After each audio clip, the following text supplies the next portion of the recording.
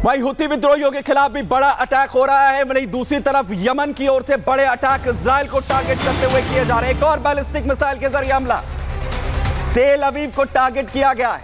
Yemen की तरफ से इजराइल पर एक के बाद एक हमले हुती विद्रोहियों की तरफ से किए जा रहे हैं। वहीं थार डिफेंस सिस्टम आयरन डोम लगातार एक्टिव है और ये तस्वीरें इजराइल के आसमान से बड़े दावा और अलग अलग वॉर फ्रंट पर ये तस्वीरें सामने आ रही हैं। बड़े हमले लगातार जारी हैं।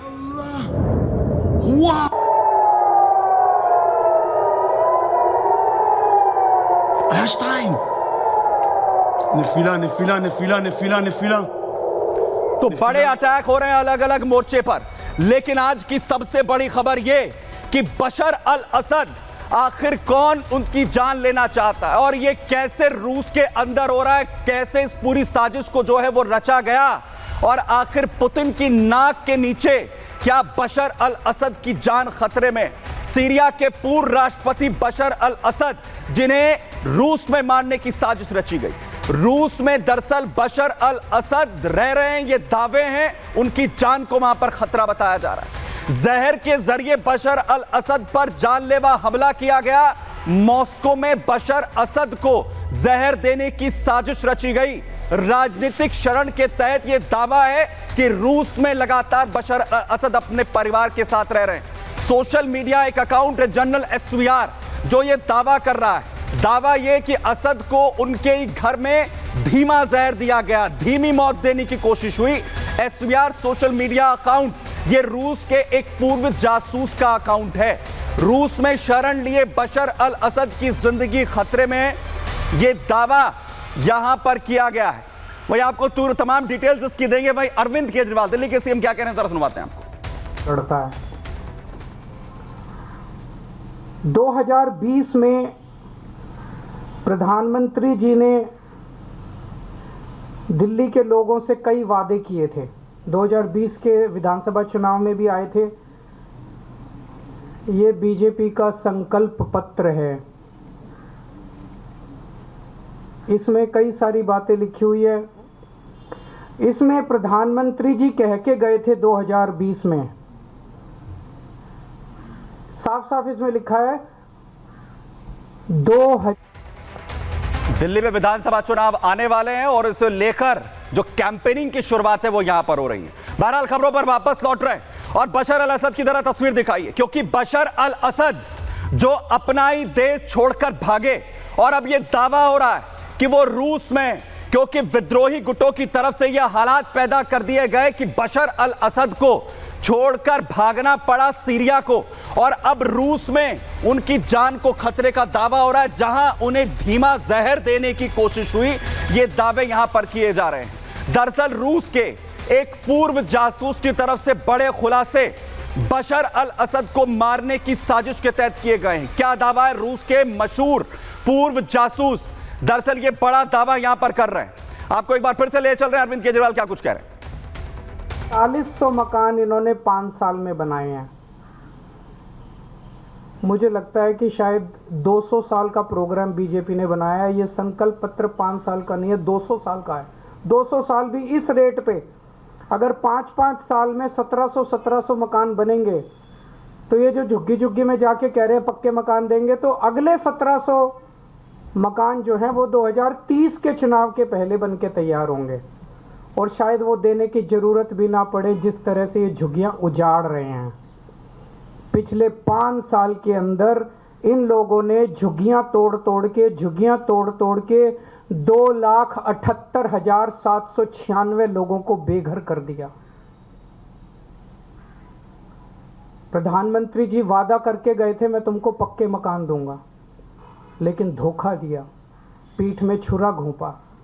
लोगों के बच्चों को सड़क पे लाके, कितने सारे ऐसे इनके नेता जाते हैं झुग्गियों में सोते हैं और 2 महीने के बाद उन्हीं झुग्गी वालों को उनकी झुग्गियां तोड़ के उनके बच्चों को सड़क के ऊपर, भरी ठंड के अंदर सड़क के ऊपर सोने को मजबूर कर देते हैं।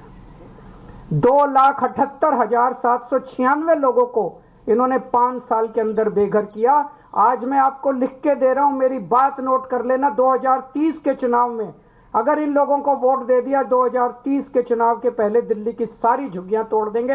1700 फ्लैट भी नहीं देने वाले अगले 2030 के चुनाव तक, ये सारी झुग्गियां तोड़ देंगे। एक भी पक्का मकान ये लोग नहीं देने वाले। ये लोग गरीबों के दुश्मन हैं ये लोग। और जो 3000 कालका जी में मकान दिए हैं इन्होंने, एक बारी जाके देख लो, नरक से भी बदतर है वो। लोग कह रहे हैं इससे तो झुग्गी अच्छी थी, पक्के मकान क्या दिया। नरक से भी बदतर दशा है वहां पे लोगों की। न सीवर है, न पीने का पानी है, कुछ भी नहीं है वहां पे। पूरी बुरी हालत है वहां पे लोगों की। तो बड़े हमले बोल रहे हैं अरविंद केजरीवाल।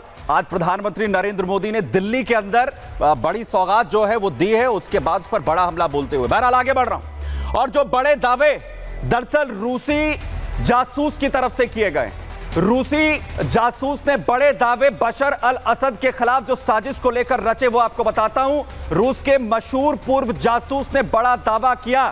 दरअसल रूस में राजनीतिक शरणार्थी के तौर पर बशर अल असद के रहने का दावा है और असद को जहर देकर मारने की कोशिश यहां पर की गई। वहीं बशर असद रविवार को अचानक से दरअसल बीमार हो गए, यह दावा हुआ, और कुछ ही उनके खाने में के बाद उनका दम घुटने की शिकायत उन्हें हो रही थी। इसके बाद बशर अल असद को तेज खांसी आने लगी।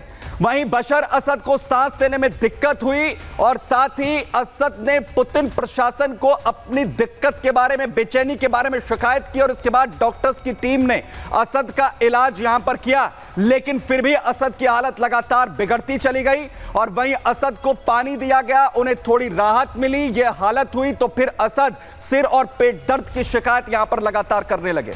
इसके बाद पुतिन के दफ्तर को जानकारी दी गई कि बशर असद की तबीयत खराब हो रही है, जिसके बाद पुतिन के दफ्तर से एक फरमान सामने आता है। कहा जाता है कि असद का इलाज अस्पताल के बजाय अपार्टमेंट में ही किया जाएगा। तबीयत बिगड़ने पर असद का ब्लड सैंपल लिया गया और जिसमें असद की बॉडी में जहर के अंश मिलने की बात ये दावे किए गए। रूसी पूर्व जासूस ने 2020 में SVR की शुरुआत दरअसल यहां पर की थी, जिसमें ये बड़े दावे अब किए जा रहे हैं। और सबसे बड़ा सवाल अब यह है कि आखिर बशर असद का कौन दुश्मन है जो पुतिन के घर में उनकी जान लेना चाह रहे हैं। जरा देखिए।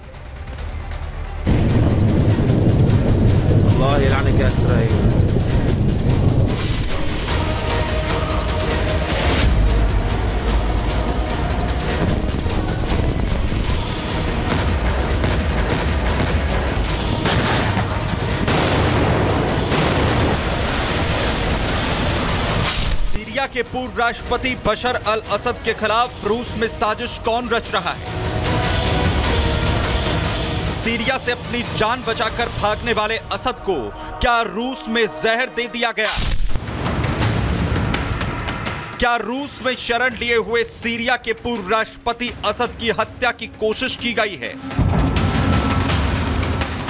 क्या सीरिया की नई सरकार असद को रास्ते से हटाने की कोशिश कर रही है या फिर इसके पीछे कोई और वजह है? सीरिया के अपदस्थ राष्ट्रपति बशर अल असद एक बार फिर से सुर्खियों में आ गए हैं। कहा जा रहा है कि परिवार के साथ रूस में रह रहे बशर अल असद की पॉइजन अटैक से तबीयत बिगड़ गई और सबसे पहले ये बड़ा दावा रूस के एक तेज तर्रार पूर्व जासूस की तरफ से किया गया है। सवाल यह है कि आखिर पुतिन की नाक के नीचे इतना बड़ा खेल कैसे हो गया? पुतिन की पनाह में रह रहे सीरिया के पूर्व राष्ट्रपति असद को निपटाने का प्लान आखिर किसने तैयार कर लिया?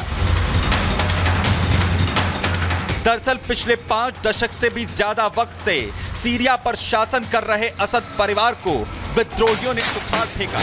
10 साल से गृह युद्ध में फंसे सीरिया के लिए 2024 का आखिरी महीना निर्णायक सिद्ध हुआ। HTS विद्रोहियों की सेना ने न सिर्फ कुछ ही दिनों में राष्ट्रपति असद को सत्ता से बाहर निकाल दिया, बल्कि दमिश्क तक कब्जा कर लिया। फिलहाल इस्लामी संगठन हयात अल तहरीर शाम की अगुवाई में एक विद्रोही गठबंधन दमिश्क पर कब्जा जमाए बैठा है और सीरिया में नई सरकार बनाने की कोशिश में जुटा है। बशर अल असद को जहर दिए जाने की अटकलें धीरे धीरे दुनिया भर में फैलने लगी, तो वहीं रूसी राष्ट्रपति पुतिन के दफ्तर ने तुरंत इन खबरों को खारिज करते हुए इन्हें पूरी तरह से मनगढ़ंत करार दे दिया। लेकिन सीरिया से अपनी जान बचाकर भागे बशर अल असद के लिए रूस भी सुरक्षित नजर नहीं आ रहा है। Bureau report, Republic Bharat.